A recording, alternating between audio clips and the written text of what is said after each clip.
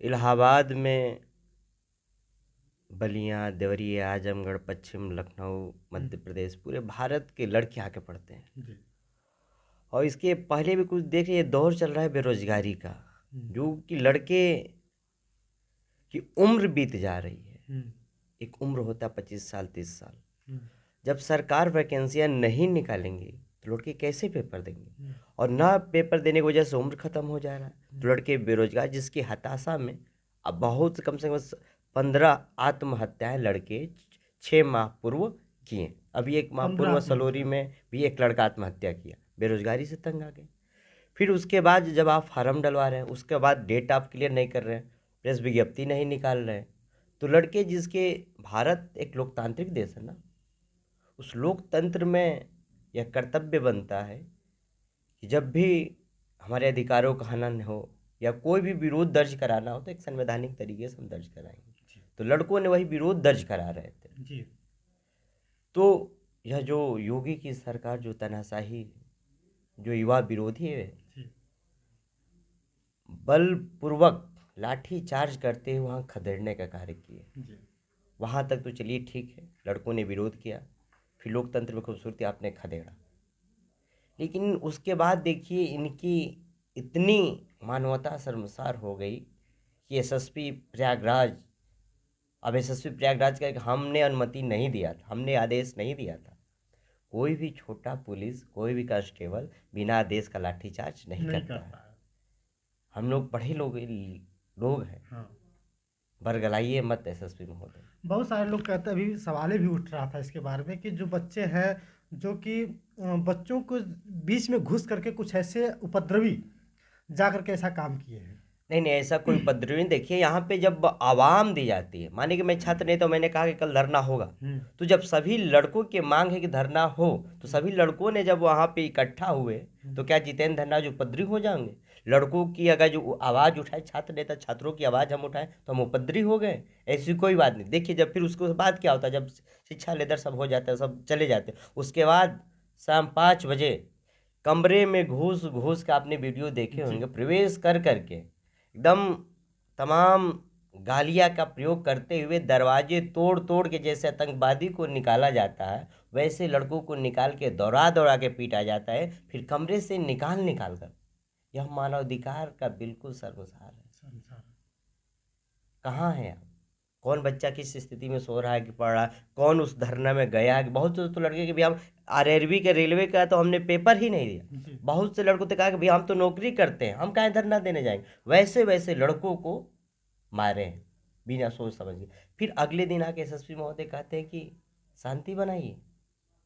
ये सरासर गलत। हमारी तो मांग है कि जितने भी फुटेज में पुलिस दरोगा पीटते हुए आ रहे हैं, और जो आदेश दिए एसएसपी महोदय, उनकी सस्पेंड और बर्खास्तगी की जितेंद्र कुमार धनराज और पूरा छात्र इलाहाबाद की मांग करते हैं, क्योंकि ऐसा कभी घटना नहीं होना चाहिए। हम कानून का उल्लंघन नहीं करते हैं और ना ही कानून के उल्लंघन करने का आदेश देते हैं, लेकिन हम छात्र नेता आप हैं और हम आपसे जानना चाहते हैं कि जब भी कोई धरना के दौरान बच्चे दिखाई देते हैं कि इतने लड़के धरना दे रहे थे, तो उस धरना में क्योंकि 144 धारा भी लगी हुई है, इसके दौरान जो लड़के धरना देते हैं उन सबको गिरफ्तार कर लिया जाता है। तो क्या जितने भी पुलिस दरोगा थे जो पीटते हुए, सिर्फ उनको ही सस्पेंड किया गया, जो दिखाया गया कि जितने लड़के, जितने पुलिस वाले धरना परेशान कर रहे थे, यानी कि जो अपना बल का प्रयोग किए थे, उनको सस्पेंड किया गया? तो सिर्फ उन्हीं को सस्पेंड करना ज़रूरी है या उनको भी सस्पेंड करना चाहिए ज़रूरी है जो साथ में उनका साथ भी दिया है? क्योंकि एक कहावत आपने सुनी होगी कि चोर के साथ अगर कोई रहता है तिनका भी, तो पकड़ा जाता है। इसीलिए हमने कहा, देखिए क्या है कि बड़ी मछली को हमको पकड़ना है, तो ये लोग सोचे बड़ी मछली ना पकड़ा, इसलिए छोटी मछलियों को मतलब बंद करके, मतलब जैसे कि कांस्टेबल को, पुलिस को सस्पेंड कर दिए, लाइन हाजिर कर दिए, जिससे कि इनको लाइन हाजिर कर दे, एसएसपी का जो मुख्य है उसको ना पकड़ा जाए। यह एक बहुत बड़ा इस पे साजिश रचा गया है। तो मेन मकसद हम लोग का है, जो मेन आदेश जो दिया है, जो मेन इसका गुनाहगार है, जो एसएसपी हो या एसपी सिटी हो या जो है, उनकी शिनाख्त करे और उनको सस्पेंड करे। बाकी जो सम्मिलित है उनको भी कार्रवाई जिसके आदेश पर, और जो लोग किए हैं उनको भी। आप देखिए बेटू, जैसे लग रहा था कि आतंकवादी को, आतंकवादी हो ऐसे अरे दौड़ दौड़ के जिसका पीटा गया। दरवाजा तोड़ना है, जिसका घर ढाहना, उसका तो आप नहीं ढा रहे हैं, जो भारत के भविष्य है, जो भारत के कर्णधार हैं।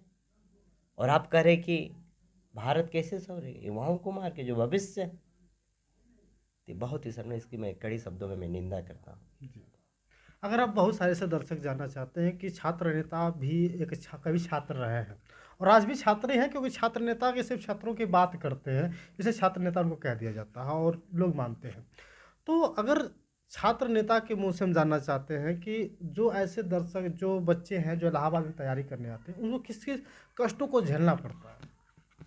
अच्छा, देखिए, जब गांव से लोग निकलते हैं तो उनके कंधों पे माँ का, बाप का, बहन का, भाई का एक प्यार होता है, जो एक बोझ होता है। एक सपना लेके लोग गांव से आते हैं। मैं खुद जब शुरू में हम लोग आते थे तो लिट्टी चोखा, दाल चावल, गेहूँ, तमाम चीज़ें हम लोग लेके आते हैं। फिर हम लोग ढूंढते हैं कि कमरा कहीं मिल जाए। फिर कितने मेहनतों के बाद एक कमरा मिलता है तो कमरे में रहते हैं। फिर पाई पाई का हिसाब रखते हैं कि 10 रुपये का सब्जी लेना है। तो जैसे घर से शुरुआत में हम लोग को 4,000 3,000 रुपया आता था। अभी भी नॉर्मल परिवार के लड़कों को 3,000 रुपया आता है, जिसमें 1,500 रूम रेंट देते हैं। अब तो पहले रूम 2,000 का मिला, अब तो रूम 3,000 से कम का ही नहीं मिल रहा इलाहाबाद में। जी।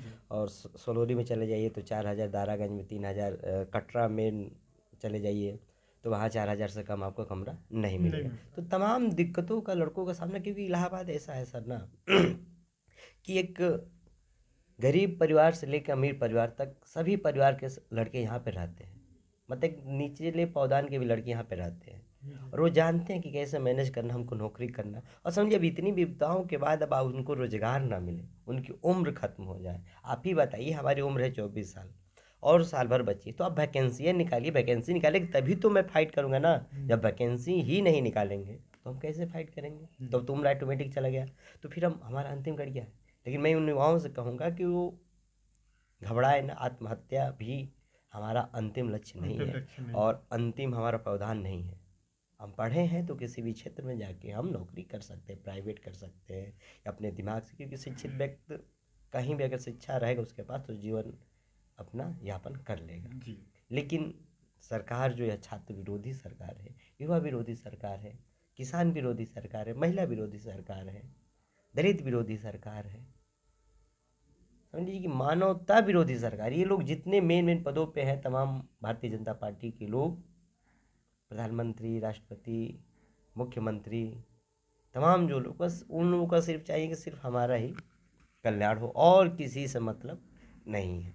एक छात्र नेता होने के नाते मैं आपसे जानना चाहूँगा कि आ, आज जो ये मामला हुआ है, इसके उपलक्ष्य में सरकार से क्या मांग करना चाहते हैं? हम लोग की मांग था कि तत्काल भर्ती बहाल किया जाए और इसका छात्र एकता जो कहा जाता है, छात्र एकता जिंदाबाद, उसका बल उनको दिखाई भी दिया। फिर तुरंत जैसे हम लोगों ने धरना कहा गया कि एकता, विरोध विरोध हुआ, उसके बाद तुरंत रेल मंत्री तमाम जितने आनन फानन में ज्ञापन जारी करने लगे, कहने लगे ठीक है अब देंगे, आश्वासन तो दिए हैं। लेकिन इलाहाबाद की जो मांग है, मेरा भी मांग है कि जो मेन इलाहाबाद पे, देखिए सर, इतनी बेरहमी से पीटा गया है। लड़की रो रहा है कि मैं नहीं हूँ नहीं हूँ, फिर भी पीटा गया। देखो दर्द जब मैं एक महसूस कर रहा हूँ तो उनके माँ बाप पे क्या बीतता होगा, वो लड़कों पे क्या बीत रहा होगा। जी। और फिर मांग ये है कि जितने लड़कों पे एफआईआर हुआ है, सभी लड़कों से एफआईआर को मुक्त किया जाए। सभी लड़कों को, और हमारे 3 साथी, राजेश सचान के साथ 3 साथी है, उन जो कि गिरफ्तार किया गया है साजिश के तहत, उनको भी रिहा किया जाए और शांति का माहौल बनाए। और एसएसपी और जितने भी उन पे हैं उनको सभी को सस्पेंड किया जाए, क्योंकि दोबारा कभी किसी लड़के के साथ ऐसा ना, क्योंकि बहुत से लड़के भयभीत हो गए हैं कि इलाहाबाद में नहीं जाएंगे। इलाहाबाद प्रशासन इतना मारती कि डर गए हैं प्रशासन के नाम से। तो इसलिए मैं चाहता ऐसा उचित कार्रवाई हो। एक सवाल आपसे, आखिरी सवाल है कि अभी पटना के जो खान सर हैं, आपने नाम सुना होगा और आप बहुत सारे लोग देखते भी उनको, खान सर के, एस के जाट सर हो गए और सर लोग हैं, तो उनके ऊपर ऐसा इल्ज़ाम लगाया गया था कि खान सर ने या और सर लोगों ने मिल करके बच्चों को उत्साहित किया था कि नहीं धरना प्रदर्शन करो, ये करो, आंदोलन करो। क्या ये बात सही है या नहीं सही, आपकी जानना चाहता हूँ। अब देखिए, अब यह तो नहीं पता है। अगर खान सर माना कि कहे भी होंगे तो अच्छी बात है, भारत के अच्छे नागरिक हैं। क्योंकि खान सर को पता है कि हमारे बच्चे तो भारत का भविष्य है ना। जब यही बच्चे पढ़ेंगे खान सर के हर क्षेत्रों में वो पढ़ाते हैं। तो कोई जिलाधिकारी बनेगा, कोई कुछ बनेगा। तो भारत का भविष्य अगर ऐसा कहें तो मैं खान सर के साथ हूँ, क्योंकि जहाँ अन्याय होगा वहाँ स्टैंड लेना ये बड़ी बात है। और खान सर को मैं सलाम करता हूँ उनके जज्बात को, क्योंकि वही ऐसे टीचर हमको है जो कि फ्रंट पे दिखाई दिए।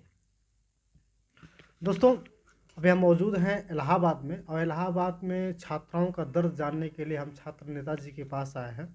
जो आज वघाड़ा में इलाहाबाद के बगल में ही जो घटना घटी है उसके बारे में चर्चा की गई, जिसमें छात्राओं ने के साथ जो भी अनहोनी हुई है उसके पक्ष में कई छात्राओं के ऊपर एफआईआर किए गए हैं।